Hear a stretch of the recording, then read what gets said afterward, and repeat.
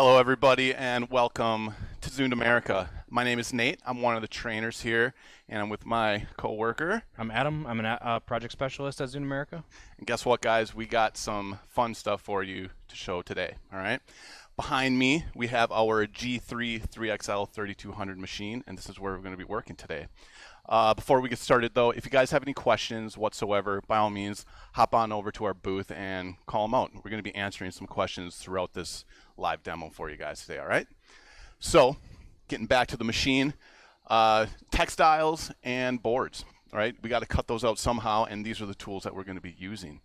Wide format machine behind us, G3 3XL 3200, one of the bigger ones that we have. Biggest ones that we have. It's a 10 by 10 cutting area. 10 by 10, it's huge, definitely. So do a little bit of everything for that. On the back, we have our material already retrofitted on that that cradle feeder. So we're going to pull that thing on. But before we do that, we got to throw some tools inside of the machine. Nice and easy to be able to do that. Modular design. What I'm doing right here is the DRT tool. It is a driven rotary tool. The knife that's getting used, it's a 10-sided blade, 10-sided blade. I'm not even going to try to say what word that is, but it works great. We got pointed tips like that, otherwise flat blades as well. You gotta think of it as a powered pizza cutter.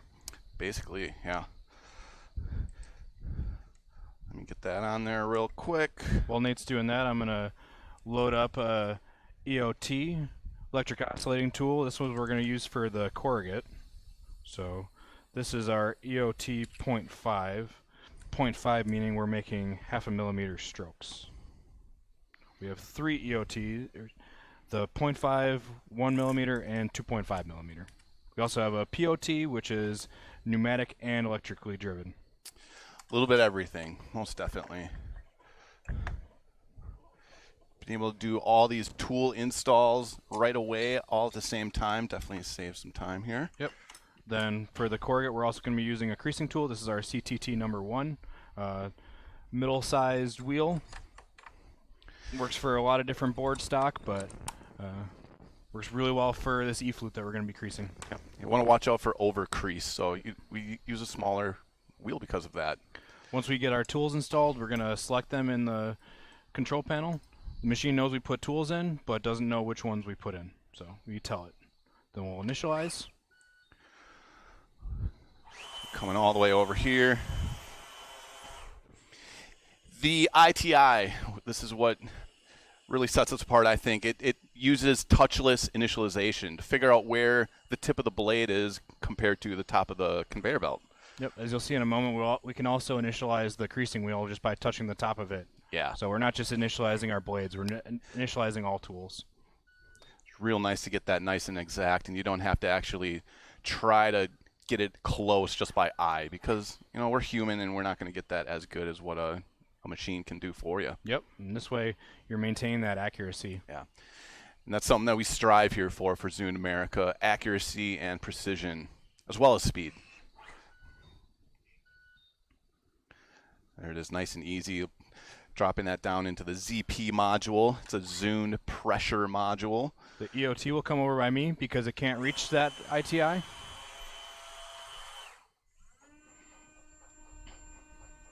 don't know if you guys can hear that or not, but it's actually oscillating the blade, bringing it down, and it'll read the tip of that blade once it goes down, even though that glide shoe's on. Basically finds like the average of it all.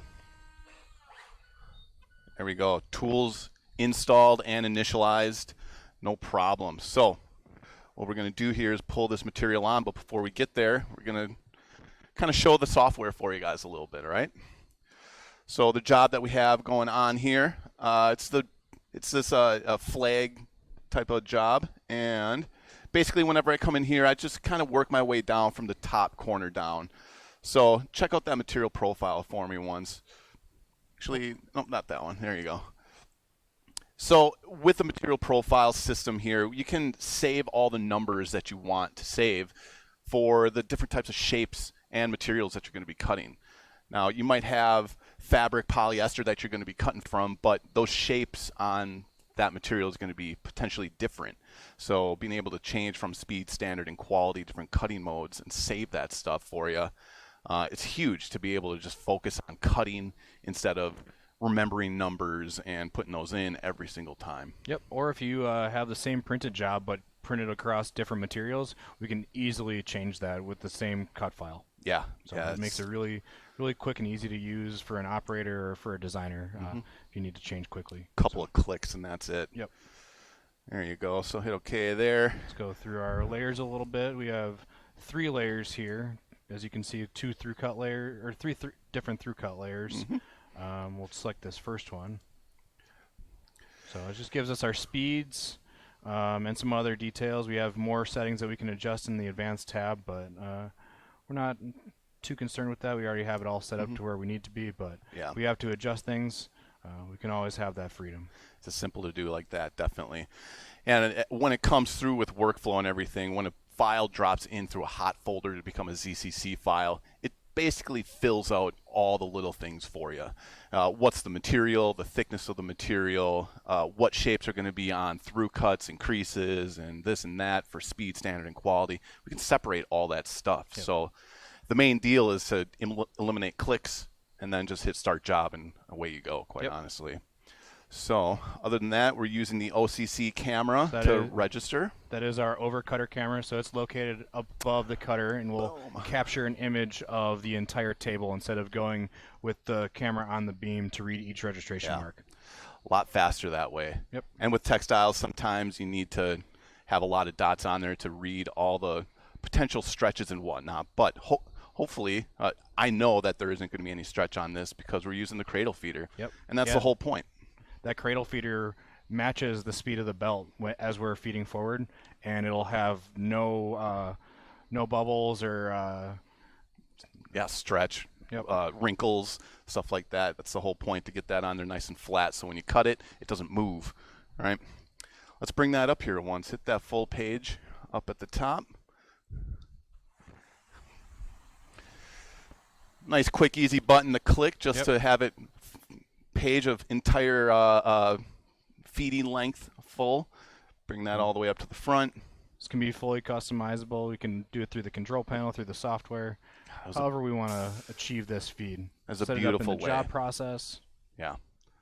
But beautiful. I love that. No wrinkles, nothing whatsoever. Take a look at that. We have maybe a little bit of wrinkle that we can fix, but that was just from the clamps coming down. But at this point, there we go. I think we are ready to start this job and see some cutting. Yeah, let's see this driven rotary tool fly around this thing. I think we have it set max speed, 40 inches a second. OCC camera is now taking a picture. And then there it is, away it goes.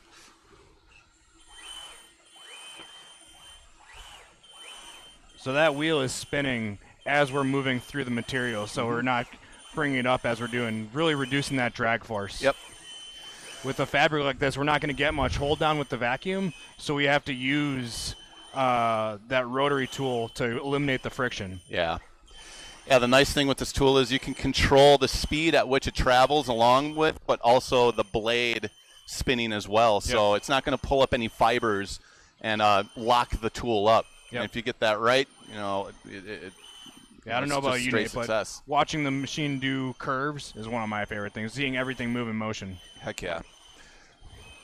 Gets this thing in a nice rhythm. Yep. Yeah. What's our speed right now? I think it's 40 inches a second. Yeah, we maxed it out, man. 4 and 40. You know, and there's an algorithm taking care of which one to cut first, second, third, and fourth. It does that all automatically as it goes through the hot folders. So yeah, if we go to the software, we can actually see what time this job is going to be done and how much time is left on this page. Yep. So we're about done. We'll feed forward. And it's going to feed forward. It's going to end up on the floor here. Catch it a little bit so it doesn't go underneath the table. We have catchers, definitely, just not installed on this machine. Now the beam will move backwards so we can register again. Same OCC camera. And you can determine exactly where it takes that OCC registration picture where the beam actually goes to. So it's all about time. Yep.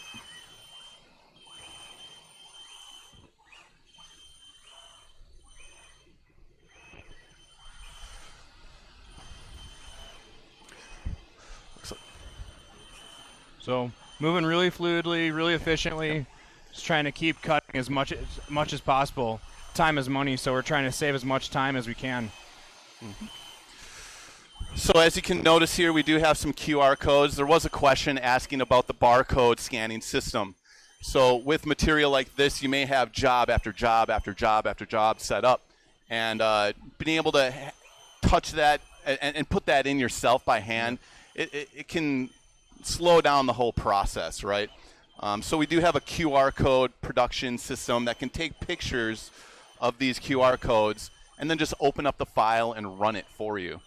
So it's very, very, they've thought of everything, quite honestly. Yeah, that would all be done with the ICC camera, the integrated cutter camera. So it's always going to move to the front of the machine right where this QR code is. Yep. And not cut my hand off. But if Does it did, that cut we off do have there. safeties. We do have some safety features on this, like light barriers and resistances on the motor, feeling for that, crash guards, stuff like that. So this is the end of our job. Let's pull some of this up here once. So this is some stretchy material for sure. Where am I at? That one there. Bleeds good. No stringing whatsoever. It's great. Love it. So let's feed these off the table. Look at that. No problems, no snags whatsoever when I pull that thing off.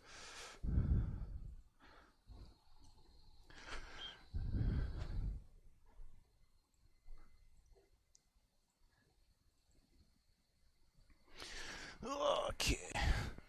So we're going to switch on over to the boards in a quick second.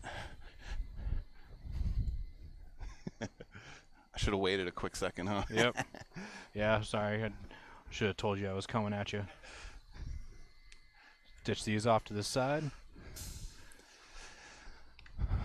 Get our No beam out worries of the way. whatsoever. Nate, if you want to grab a board for me. Yeah, let's grab a few. Let's go B down. Yep. So we got some E-Flute here. You want to throw one up on the X there.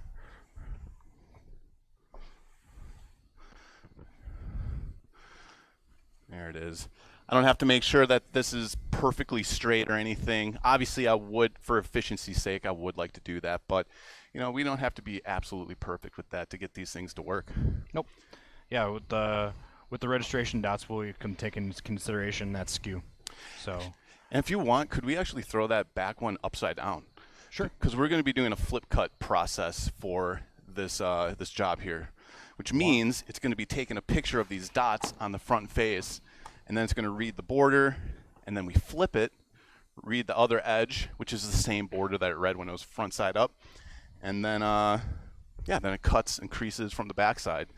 Because normally you want your prints and stuff to show, and you want to crease on the inside, Yep. right? So we only need that data from the first sheet, and after that, we can cut as many as we want, and they all have to be on the backside. Heck yeah. Really improving the efficiency. So Okay. I think we're ready to go. How many copies we got on that thing? Throw on 2 copies there.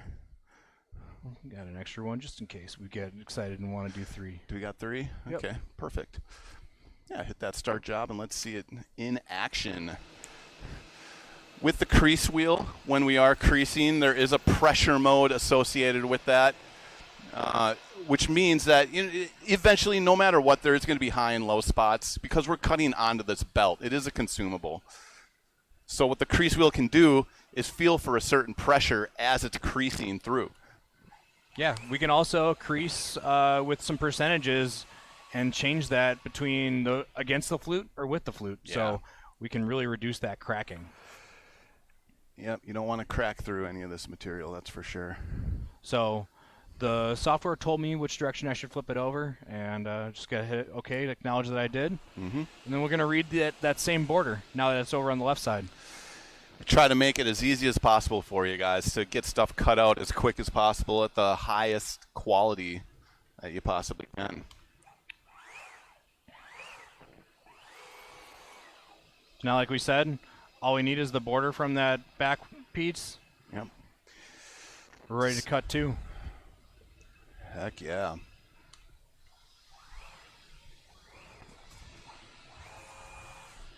So we're gonna crease first because we don't want to crease after we cut holes in it. But where's that vacuum at? Shouldn't have any vacuum over here. yeah, as you can see, there's no vacuum on the left side. We have our zones focused right on our pieces along this way. Yep. With this table, we actually have tandem, so we can focus on the front or back depending on what kind of workflow we want to use. Heck yeah. So if we want to use that, we're gonna can have operators loading and unloading on the front while the cutter's cutting on the back, and vice versa. Automatic zone closing and opening. When it registers something, it figures it out where it's registered, and then it'll open automatically for you. Right so you don't really have to the worry job about size. it. Yep. Sure. Got some questions? Well, I mean, it depends what you're cutting. Yep. So the question was, do we need to change tools in between jobs, and how do the vacuum zones work? It depends what we're cutting. Depending on the substrate, we don't have to change tools, whereas if we're cutting a substrate that requires the router, we would. Yeah. It all depends. It all depends. And if, as we saw, we already had all three tools that we needed for those two different materials there already installed. But by all means, if I had to throw on like a perf tool or a punch module or something like that, it's super simple and quick. I can to change get it that in done. less than a minute and Less than have a minute, I would have say. it initialized and ready to go for the next job. Ready to go, exactly. Yeah, it makes it really easy to do. Exactly. What was the... Then how the vacuum zones work. So they have different chambers, and we can close them down based on the job size. Each chamber has a valve. So here is a cutout of how the vacuum plate looks going this way. So each of these chambers has its own valve on it, and we can close it down based on how wide that job is. Like I said before, we have tandem, so consider this table split in half. So we have valves on the front and valves on the back, so we can really focus that vacuum into the job. 50-50 total cutting time, the max amount of cutting time with this tandem table.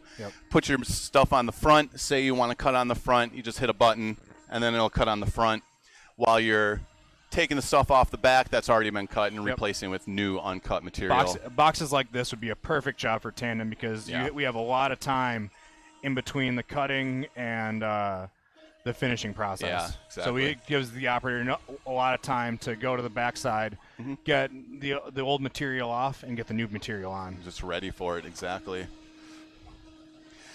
But I mean, we can set that process up for just about any application. Yep, it's a job processing. It's one of the things that the hot folders can take care for you without you even thinking about it. Yeah, I mean, now that Nate brought up job processing hot folder, we have a lot of optimization, a lot of automation that we can add to the workflow just in the hot folders.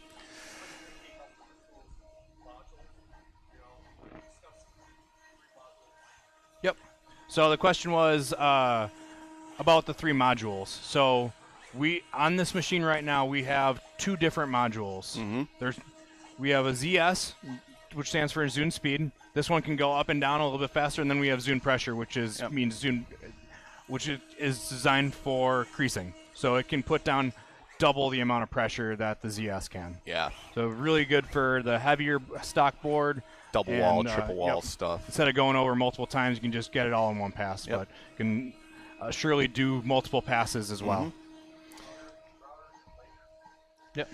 Yeah, and then besides that, we got router modules, a 3.6 kilowatt router, as well as a 1 kilowatt router. And then we have a laser module as well. I'm not sure if you guys can see this hanging up over here. This is the big old laser module here. So what it does is it cuts and seals at the same time for your textile types of materials. All right, so Other than that, beyond that, routers and laser modules, we have punch modules and notch modules Yep. as well. Yeah, so the way this machine is set up right now is like it can pretty much do anything within the Yeah. graphics. Yeah, we can literally do anything with this thing. With the cradle feeder, the tandem, laser module, router module, I mean, you're set up to do it all. And if you already have a machine and you want to get it upgraded, by all means, you don't have to buy a whole new machine for that. It's modular design, so that means that you can upgrade it on your existing machine already. Whether you want to add a router module or an arc or a laser or the cradle feeder on the back, it's all plug and go, quite honestly. Nate, since you mentioned the arc, what is it? The arc is this little spot right over here. That is where the automatic router bit changer lies. So when you have multiple bits to use, it can pick it up and initialize it automatically for you. How many bits can it hold? I want to say 8. Yep. 8 off the top of my head, yep. So we'll get into routing later today. If you guys want to stop on by for that demo, I think that's at 3 o'clock. Yep, we'll be routing some 3 o'clock acrylic, Central Time. Acrylic, die bond, and PVC. Can I put 4 boards on the machine at one time? I definitely can. Technically, we could put as many boards as we can that can fit on this machine. All right? This size, 4 would definitely fit. Maybe we'll do that. How much time we got left? We're at 21. So here we go. No cracking. Printed on a nice Swiss Q printer. Love that thing. Friends over at Swiss Q, hello. There we go. How much time do we want to take actually creasing this up? You guys don't want to see Nate struggle through folding. We're cutting guys, not packaging guys. What I love about this is like these little pieces. Which one am I on here? These little pieces are cut perfectly. So what that means is it's not like overshooting and making this look like a number 8. All right, so I have a knife compensation turned on for this, which means it's kind of like a controlled deflection around that for, overcompensation, maybe going too far around those little radiuses. So small stuff like this works perfect with this machine, and we're highly accurate with that.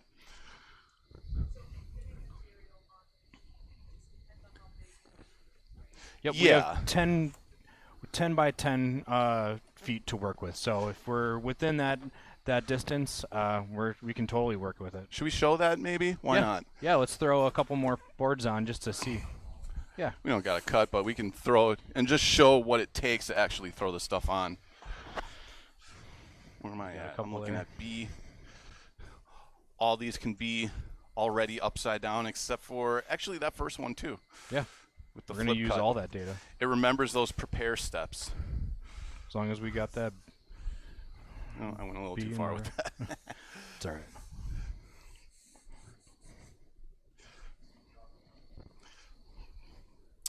We'll fix that. I'm going to abort this and redo.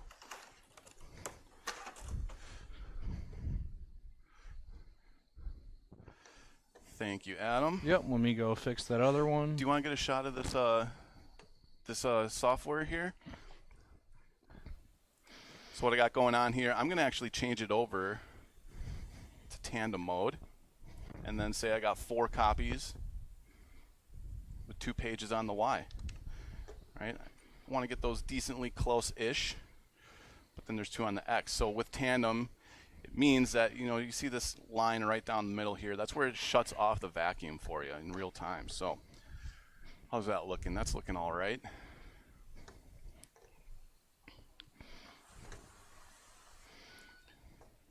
There we go. I'm going to hit the release key on the front. Oh yeah, I am a little far forward, aren't I? Uh-huh. Let's see if it adjusts for it. I think it should.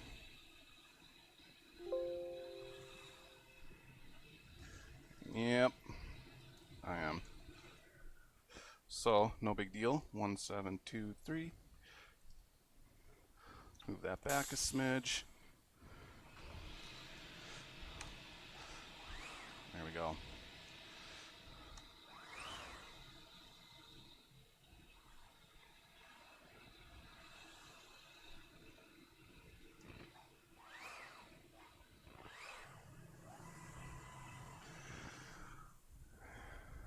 and turn that material over and send it.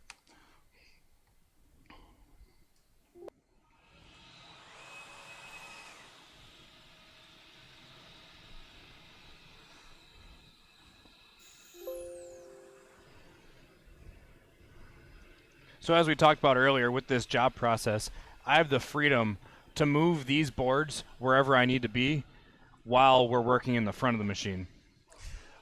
Yep, I set this up a little too far forward.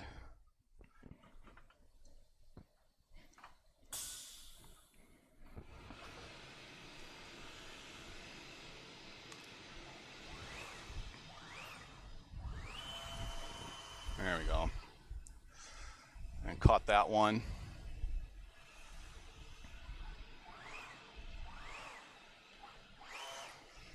There it is. So, in the middle of a job, you know, I was a little bit too far forward on these pages, but no big deal.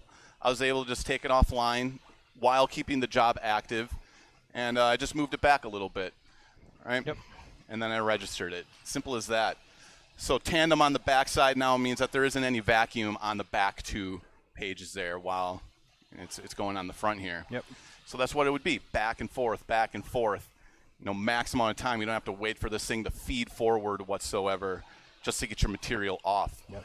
And like, it's really easy to adjust in the middle like you were doing just by moving it. We didn't lose any of that data. We can stop it in the middle of the job if we wanted to right now, check our creases, and then just hit it back online. It picks up right where we left off. Yep. And not only just checking stuff, you can change speeds and accelerations and base depth, Z offsets right in the middle of a job. So if you see that stuff, your knife is getting a little dull in the middle of the job because it's cutting some abrasive material potentially, you know, by all means, I can take that tool out, put a new knife in, and reinitialize it and just start the job where it stopped from. Yeah, or we could set it up where if it reaches a certain amount of distance, it'll let the operator know to change that knife maybe after how many feet, and they can change it in the middle of the job to maintain that quality. Keeps track of all that stuff for you. But all right, guys. I think we've reached our time limit, so we really appreciate everyone spending this half hour with us. Hope you learned a little bit. Heck yeah. Our colleagues are in the chat room ready to answer any of your questions, so feel free to ask. Swing on by, most definitely. Yep. You know what? Zund.com as well. Yeah, all of our socials. It's in our booth. You can see all that stuff there. So swing on by, ask some questions, and otherwise we'll see you guys at 3 o'clock Central Time for some routing. All right. And a building tour. Yep. It's all sunshines, rainbows, and unicorns here at Zund America. All right. Yep. I'll see you guys soon. All right.